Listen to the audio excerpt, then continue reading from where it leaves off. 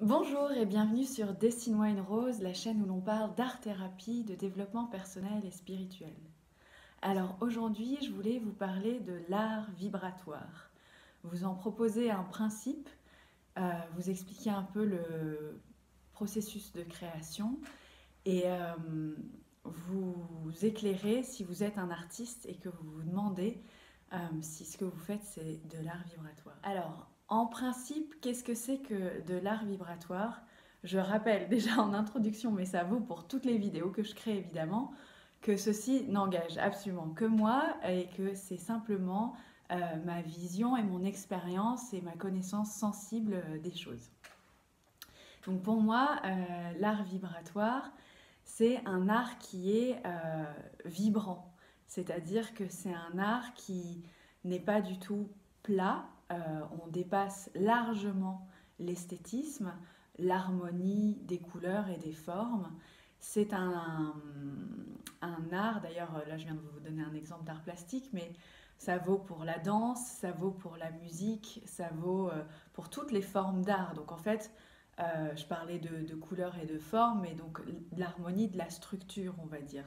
Ça dépasse ça pour moi, l'art vibratoire, parce que c'est un art qui va partir du cœur, en fait, qui part du cœur de l'artiste, euh, qui part de l'intention vraiment pure de l'artiste et qui fait que dans le rendu final, quelle que soit du coup la médiation artistique en question, euh, c'est comme si c'était euh, une explosion d'amour et du coup par extension euh, une explosion de guérison. Parce que je pense que l'amour est vraiment l'énergie de guérison la plus puissante qui soit. Et on n'a pas forcément besoin d'être guéri, mais enfin bon, en tant qu'être humain, on carry, j'allais dire en anglais, on porte tous beaucoup de... Voilà, on a des bagages et souvent quand même on est sur un chemin de guérison, d'ouverture du cœur, de, d'authenticité, de libération, de déconditionnement et voilà, de libération de la peur. Et donc voilà, souvent quand même l'amour est une énergie qui va au-delà de nous combler, nous rendre heureux. C'est vraiment ce qui va nous guérir et ce qui va nous permettre en fait de donner un sens à notre existence. Donc je pense que pour moi, l'art vibratoire, c'est un art qui a cette puissance-là en fait. Euh, et, euh, et donc je disais, c'est un art qui est vibrant. Si je prends l'exemple de, voilà, de l'écriture ou de l'art plastique, de la peinture ou du dessin ou de la danse ou de la musique, d'une mélodie, ça va vraiment être au-delà de c'est joli, c'est bien fait, c'est bien structuré, c'est harmonieux. Ça va aller au-delà de ça, c'est-à-dire qu'on va recevoir quelque chose en vibration euh, qui va même dépasser en fait simplement l'émotionnel, parce qu'on peut être euh, ému devant une forme d'art, voilà, parce que c'est c'est mélancolique, ça nous fait penser à une période de notre vie, etc. Mais là, c'est pas ça non plus. C'est vraiment l'œuvre en tant que telle va quelque part presque rentrer dans notre corps. En fait, on reçoit les vibrations de l'œuvre et ça va vraiment aller de partout et nous faire quelque chose d'assez fort. Donc voilà, pour moi, l'art vibratoire, c'est ça. Euh, donc vous allez me dire peut-être ça met la barre très haut, mais pas tant que ça en fait, parce que encore une fois, je reviens au processus de création. Euh, L'ingrédient fondamental de l'art vibratoire, c'est l'intention d'amour et c'est la connexion à l'amour de l'artiste au moment où il crée. Il y a beaucoup d'art vibratoire que je vois où c'est des représentations de visualisation en méditation. C'est sûr, ça m'arrive moi aussi bien sûr, Voilà, je vais me connecter à une personne, je vais canaliser des images ou avoir voilà, des, soit en clair audience, soit en clair ressenti, soit en flash.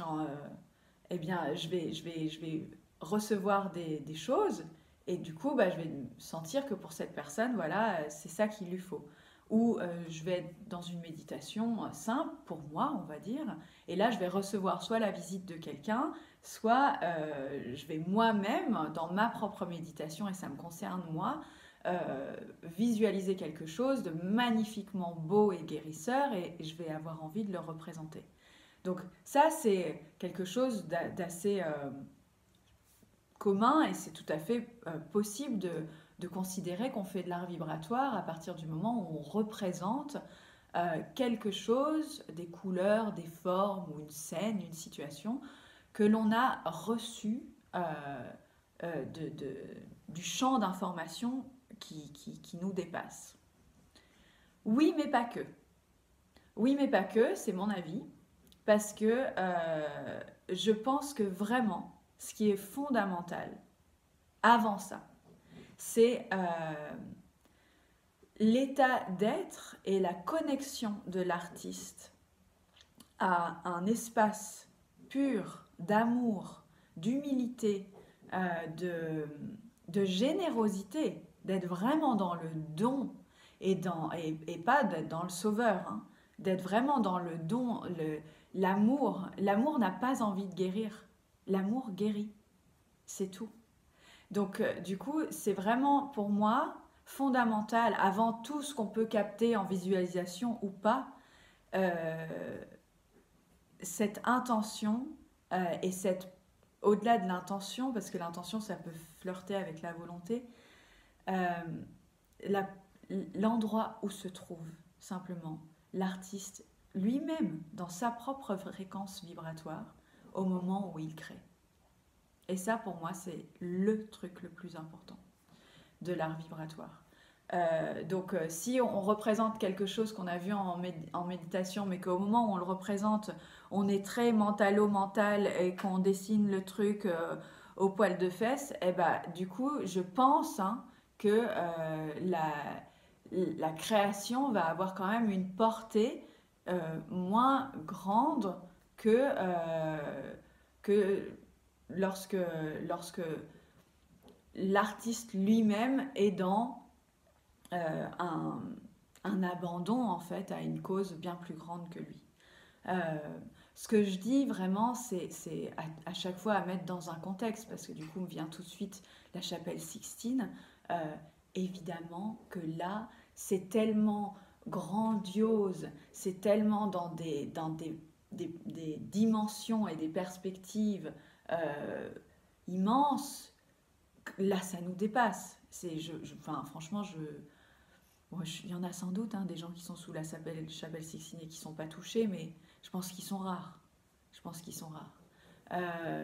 Donc, je ne veux pas du tout dénigrer l'aspect technique et précis de la création, en l'occurrence pour la peinture, et ça peut être la même technique pour, pour, pour la danse ou la musique, etc. C'est pas du tout ça mon propos, mais j'espère que vous me comprenez quand je dis voilà, ce qui est vraiment important, à mon avis, avant la représentation de ce que ça représente, c'est l'énergie qui met l'artiste. Et la preuve, quand on fait de l'art abstrait, on n'est pas obligé de représenter des chakras ou des symboles spirituels hyper connus ou des codes ou des langages stellaires. On peut simplement représenter de l'abstrait et ça va vibrer hyper fort, juste par magie quelque part. Enfin, juste parce que c'est les couleurs, ces formes, c'est cet assemblage-là, mais parce que l'artiste, au moment où il l'a fait, ça le transcendait en fait. Donc voilà, pour moi, ne cherchez pas si vous êtes, donc j'en viens du coup à la troisième partie de cette vidéo, si vous êtes un artiste et que vous vous posez la question, est-ce que je fais de l'art vibratoire ou pas, euh, ne cherchez pas à représenter toutes ces choses que j'ai dites si c'est pas votre style en fait. Si vous aimez représenter les chakras, si vous aimez dessiner et écrire des langages cosmiques et voilà et dessiner des codes, très bien. Enfin, si c'est votre trip et que vous adorez ça, bah faites-le, évidemment. Mais ne vous dites pas que vous ne faites pas de l'art vibratoire parce que tout ce que vous faites finalement c'est de l'abstrait et des couleurs. Ça n'a rien à voir. Enfin, pour moi, encore une fois, pour moi, ça n'a rien à voir. Euh, on n'est pas obligé de représenter quelque chose qui est connu justement par la tête pour que ça soit vibrant, pour que ça soit amour et pour que ça soit guérisseur. Si vous êtes un artiste et que vous vous demandez si vous faites déjà de l'art vibratoire ou que vous aimeriez avancer sur ce chemin, euh, ben simplement demandez-vous, voilà, euh, déjà qu'est-ce qui vous anime euh, dans votre propre processus de création, comment vous vous sentez? Est-ce que vous vous sentez transcendé? Est-ce que vous vous sentez au service de quelque chose de plus grand que vous? Et quand d'autres personnes reçoivent ou contemplent vos œuvres, qu'est-ce qu'elles en disent? Est-ce que ça les soigne? Est-ce que ça les guérit? Est-ce que ça leur fait du bien? Est-ce qu'elles se sentent évoluer au contact de vos œuvres? Moi, pour l'art plastique, je parle de soins énergétiques sur support artistique, euh, parce que c'est ça en fait. C'est ça, et c'est pareil avec les mélodies qu'on écoute ou une danse fluide, intuitive ou chorégraphiée, peu importe, mais qu'on va contempler, à un moment donné, ça va libérer des espaces en nous. Ça va, ça va peut-être déjà rien que les mettre en lumière alors qu'ils étaient oubliés. Euh, et ça va les nettoyer, ça va les libérer, ça va permettre une certaine expansion, émancipation, développement, apaisement, enfin plein de choses comme ça en fait. Et, euh, et du coup, bah, si les gens disent déjà de ce que vous faites que c'est exceptionnel, que c'est, c'est au-delà de joli, ou c'est au-delà de bien fait, et c'est au-delà de harmonieux et bien structuré, ouais, posez-vous la question. Et puis vous la posez pas trop longtemps, juste faites.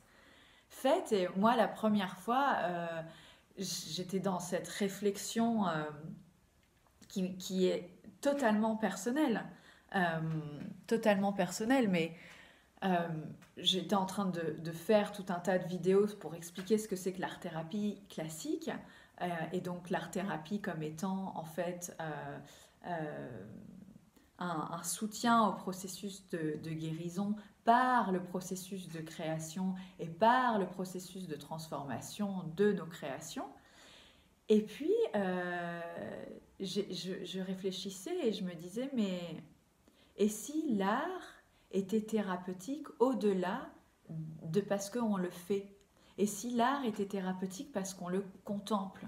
Et je me rappelais, mais oui, moi j'ai déjà contemplé des œuvres dansées ou mélodieuses ou picturales qui m'ont complètement saisie, euh, qui m'ont qui m'ont qui m'ont fait pleurer parce que je pleurais tellement c'était beau, parce que je pleurais parce que je ressentais l'amour, même de vous le dire, j'en suis émue. Et, je me suis rappelé ça, et je me suis dit, mais en fait, l'art peut aussi guérir dans la contemplation. L'art peut être thérapeutique parce que certes, on le fait et qu'on réveille notre monde intérieur et qu'on apprend à se connaître et à se guérir, mais l'art peut aussi guérir parce que simplement on le contemple et que l'art en tant que tel est vivant et guérisseur à partir du moment où il est porteur de cette immense vibration d'amour qui est universelle, qui est la vibration même de la vie. Et, euh, et c'est là que je me suis dit, bah, en fait, je vais pas seulement proposer de l'art-thérapie classique, mais je vais proposer une art-thérapie holistique, c'est-à-dire à 360, où en fait, je suis art-thérapeute parce que j'accompagne les gens dans leur processus de création, mais également parce que je crée des créations guérisseuses. Et moi, au début, j'ai appelé ça création guérisseuse. Et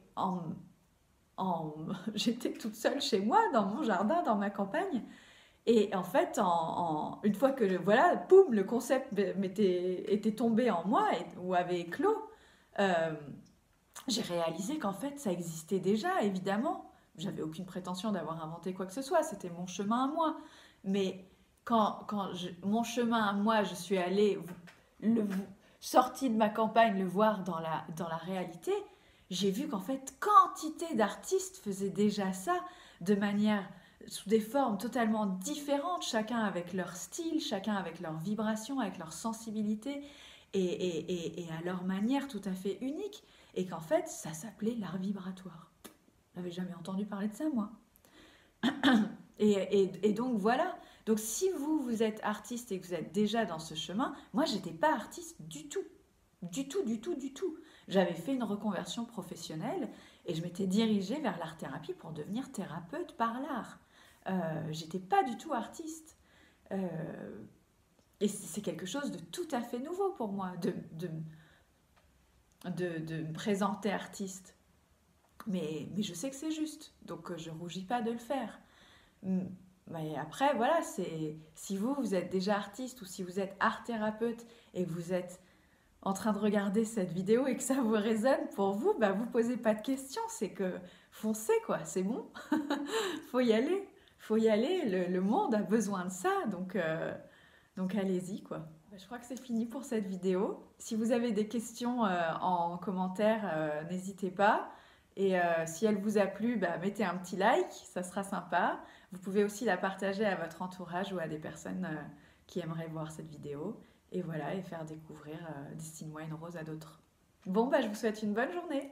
À bientôt!